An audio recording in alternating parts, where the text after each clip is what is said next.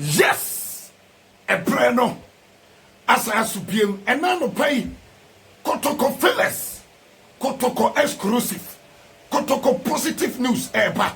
Na member Renfi as on Monday 6 p.m. Kotoko versus Accra Lions, which is the Monday 16 of Ghana Premier League. Ewo Kumase Papa Nara Sports Stadium. Ebeba so irrespective of the agenda, the plan against Kotoko, some painful be any referees be I can't put more no. So Kotoko, you be defending league title no. Now me say the secret be back. Secret be back. There have been some meeting, agenda plan against Asante Kotoko. Me say proper say secret no. And no pay at the amount stick and stay with name at the Puncher TV on YouTube transfer update. And then 4th of January, another 4th of February. I can 6 days to go. Now Ghana Premier League, January transfer window no, and also so accuracy and SMP Eba, Asante Kotoko National Circles Council, NCC, and the Krataba, Kotoko NCC, and the Krataba, Omo Kasa. Actually, the FA and also Yabesha Kotoko see you treat and after say dubious penalties, referees aided for full deliberate attempt to provoke Kotoko, to bring Kotoko down, and also so Yabesha wants some ekakra, and then pay Team Kotoko, and I say and next Saturday, Team Asante Kotoko Football Club, Ebeye training. Ewo Adako Dati Training Center after say enra by 4 p.m. Ana Kotoko ebedru Kumasi. Kotoko bedru Kumasi no say na a long journey. Na say boys no. Everest na enano. Bibia timi to asuntie na Tima Asante Kotoko ebeye training medical catch say Kotoko against Accra Lions no. Dalad Ibrahim eya available Augustine Japan. Eya available Sharif Mohammed eya available enti fashion trim say Kotoko gamer ye baboni ye players na e call 10 tournament no dia back omo Kumasi a even kwana na ye likely say omo be join teammates no e wo training ground so man join kwana e bia on ochina de no ha bibia betuma ye kama e dia ma players na e call 10 tournament no which is the line Ibrahim Augustine Japan and player, your friend says Sharif Mohammed, and no update kakra, and also so every opa. Namamin fan to ja, and say MTNFA Cup, run of 16 Toronto, Namea Tuma. On Tuesday, yes, Kotoko, you be your opponent for the run of 16 of the MTNFA Cup, and by 11 o'clock, not drawn a chance here, and on the Atiano, no, Oko Kotoko, your zone now, likely to meet RTU. Iswatrema United, Adriana Stars, Starfest FC, Kingfisher, DBB United, Samates FC, and Asante Kotoko. Yezo no teams are likely say you bet me a share of monona, and on answer so a update kakra, and also airport people say as a name. Ghana Premier League no table to say, oh, I think say, where my apostle Adriana was 28. Bechem was 26. Accra Lions was 26.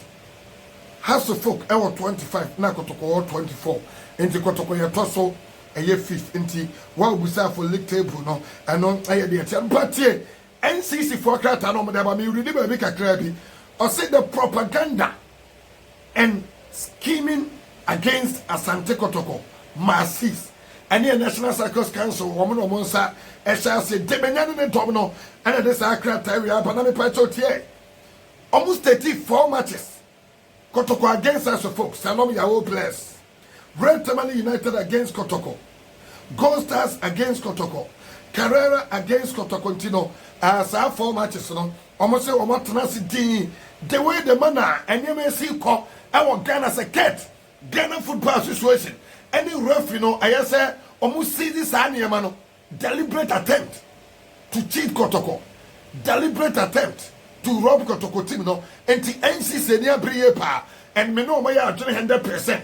me we am drop latest be the amount and so my transfer kakra almost say mamenka last part one thing must however be clear. The team belongs to Otumfo and not Nanayao. It is for this reason that our supporters, we must understand that the attack on the club right now is not about the present CU. So I must say we are a GFA nipa we are reference appointment nipa now Nanayao ewo case now who say or your threat at the mount and for GFA presidency.